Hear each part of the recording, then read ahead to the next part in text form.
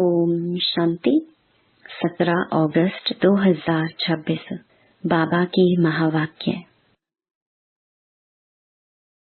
मीठे बच्चे, बाप और दादा की भी वंडरफुल कहानी है। बाप जब दादा में प्रवेश करे तब तुम ब्रह्मा कुमार कुमारी वर्षे के अधिकारी बनो। प्रश्न: निश्चिंत ड्रामा को जानते हुए भी तुम बच्चों को कौन सा लक्ष्य अवश्य रखना है? उत्तर: पुरुषार्थ कर गैलप करने का, अर्थात विनाश के पहले बाप की याद में रह कर्मातीत बनने का लक्ष्य अवश्य रखना है। कर्मातीत अर्थात आयरन एजेड से गोल्डन एजेड बनना। पुरुषार्थ का यही थोड़ा सा समय है, इसलिए विनाश के पहले अपनी अवस्था को अचल अडोल बनाना है। ओम शांति, ओम शांति। यह दोनों कौन कहते हैं? एक था बाबा, एक था दादा। कहानी सुनाते हैं ना। एक था राजा, एक थी रानी। अब यह फिर है नई बातें। एक बाबा एक दादा तुम कहेंगे। 5000 वर्ष पहले भी एक था शिव बाबा, दूसरा था ब्रह्मा दादा। अब शिव के बच्चे तो सब हैं। सभी आत्माएं एक बाप की संतान हैं। वह तो है ही है। ब्रह्मा के बच्चे ब्राह्मण भी थे। प्रजापिता ब्रह्मा की संतान ब्रह्मा कुमार कुमारियां थी। उन्हों को कौन पढ़ाते थे? शिव बाबा। प्रजापिता ब्रह्मा के यह ब्रह्मा कुमार कुमारियां ढेर बच्चे हैं ना। ब्रह्मा कुमार कुमारियां मानते हैं बरोबर हम शिव बाबा के बच्चे भी हैं, पोत्रे भी हैं। बच्चे तो हैं ही, अब पोत्रे बने हैं। ब्रह्मा द्वारा दादे से वर्षा लेने। अभी तुमको दादे से वर्षा मिलता है, जिसको शिव बाबा कहते हैं, परंतु ब्रह्मा कुमार कुमारियां होने कारण उनको हम दादा कहते हैं। वर्षा दादे का है, ब्रह्मा दादा का नहीं।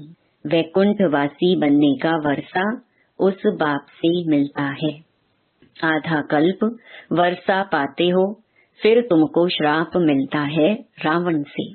नीचे उतरते आते हो, जैसे कि ग्रहचारी बैठती है नीचे उतरने की। अभी तुम बच्चे समझते हो हमारी ग्रहचारी राहु की दशा पूरी हुई। राहु की दशा है सबसे बुरी।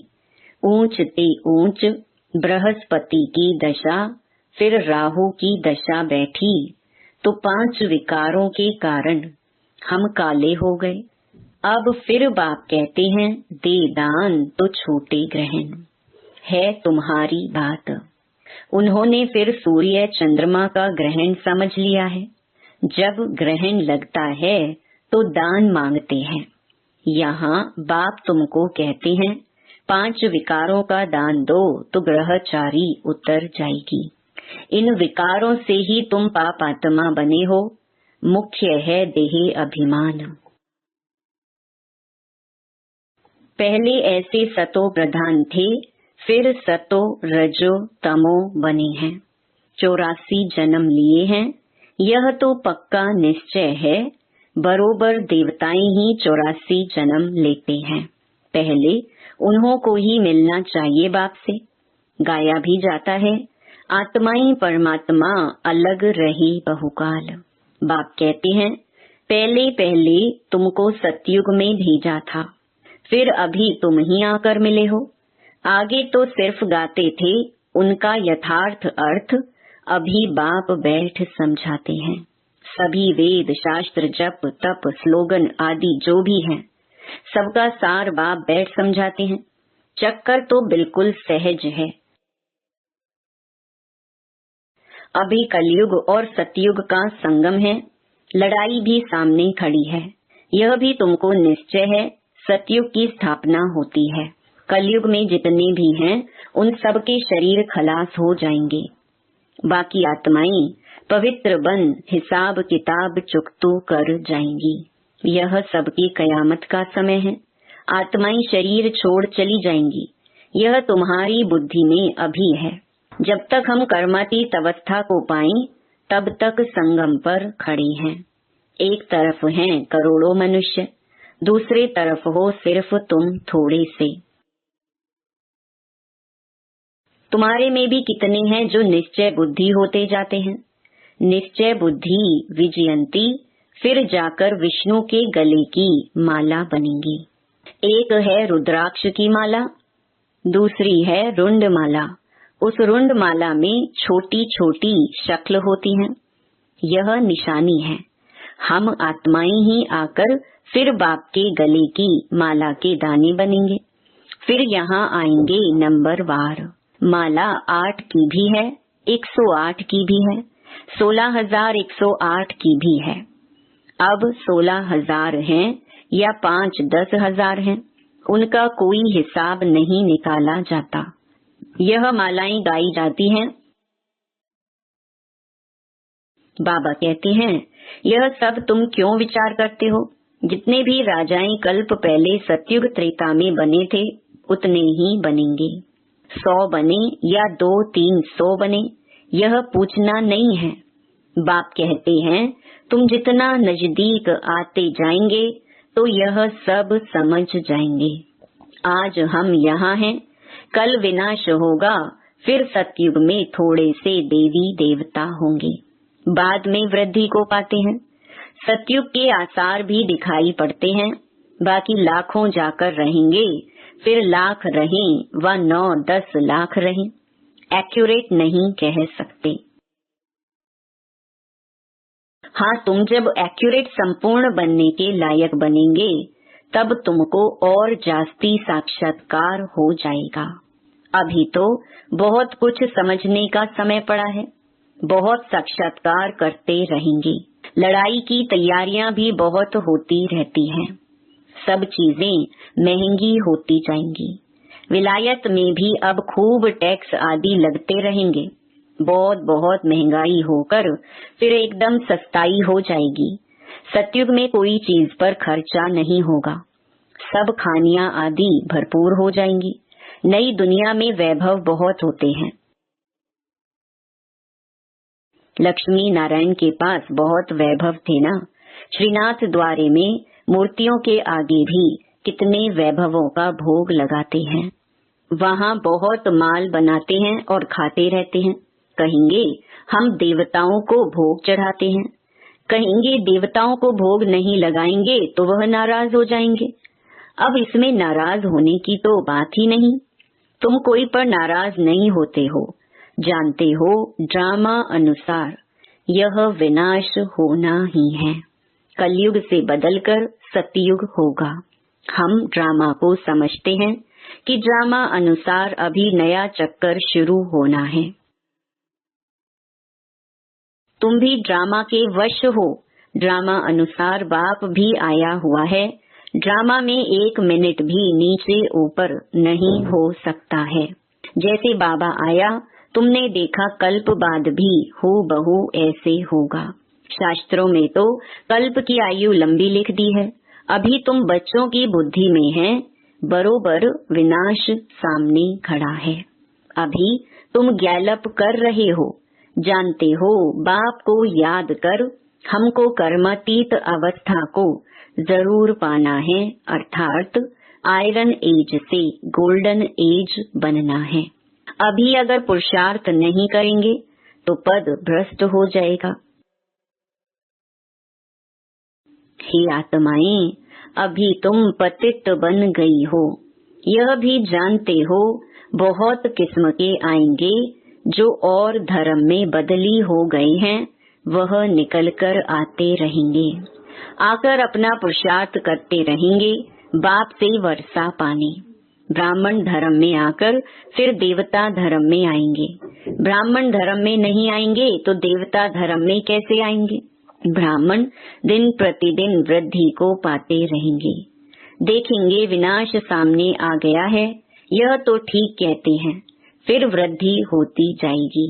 ब्राह्मणों का झाड़ वृद्धि को पाकर फूल हो जाएगा, फिर वापस जाएंगे। देवताओं का झाड़ बढ़ेगा। अभी तुम संगम पर राजयोग सीख रहे हो। इस संगम को कल्याणकारी युग कहा जाता है। संगम का ही गायन है, गंगा सागर का मेला दिखाते हैं, वह सब है भक्ति मार्ग का। यह है ज्ञान सागर और ज्ञान सागर से निकली हुई ज्ञान गंगाएं। ज्ञान सागर से पतित पावन अक्षर लगता है, वह समझते हैं पतित पावनी गंगा है और फिर गंगा में स्नान करने ही आते हैं। यह नदियां तो सतयुग से लेकर चलती आती हैं, आजकल तो नदियां भी कहां कहां डुबो देती हैं। प्रकृति भी तमो प्रधान, सागर भी तमो प्रधान हो पड़ा है। सागर थोड़ी सी उछल खाएगा तो सब कुछ खलास कर देंगे।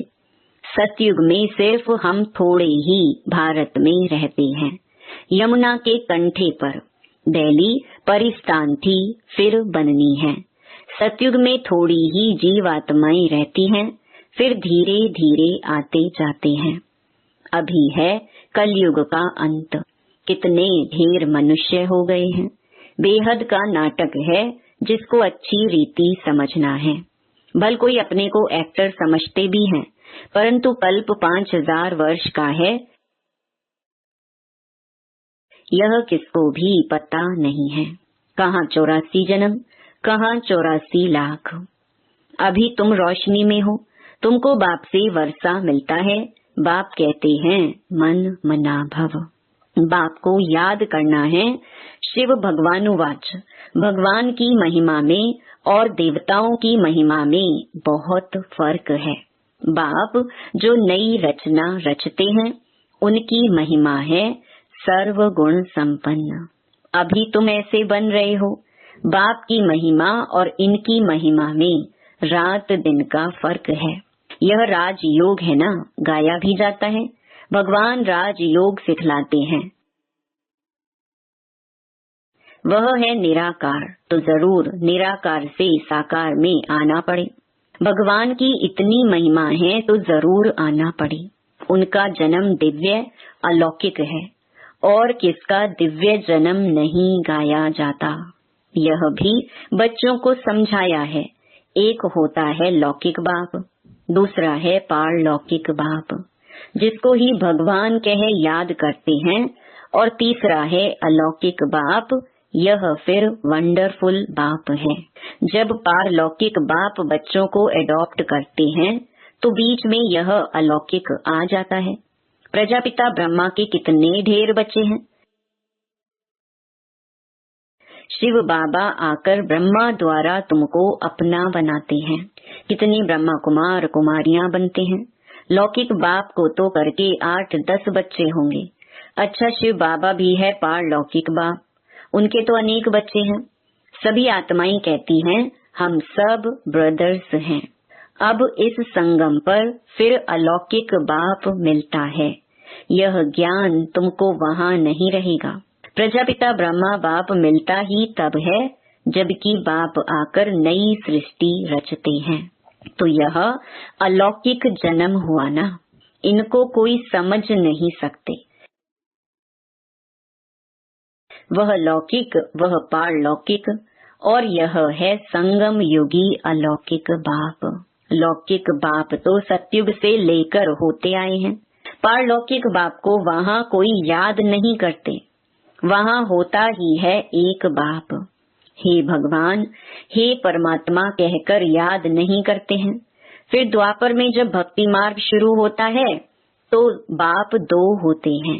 संगम पर हैं 3 बाप।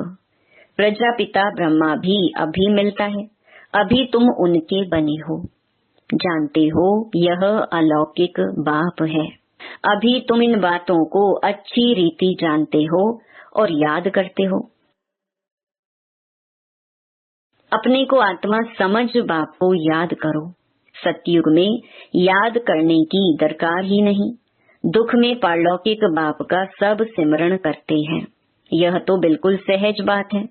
सतयुग त्रेता में एक बाप होता है, द्वापर में 2 बाप होते हैं।